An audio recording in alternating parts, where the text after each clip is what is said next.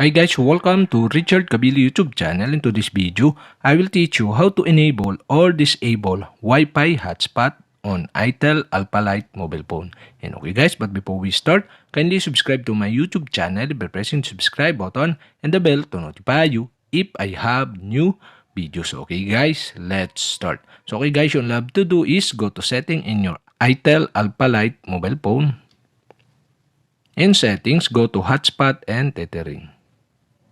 And hotspot and tethering, okay, you can see the Wi-Fi hotspot, and on the right side you can see the switch button. And okay guys, the Wi-Fi hotspot is off.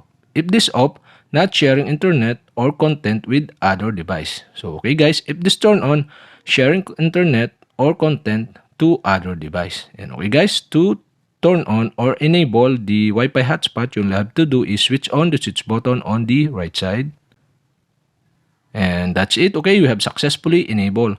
And to disable again, you'll have to do is switch off the switch button on the right side.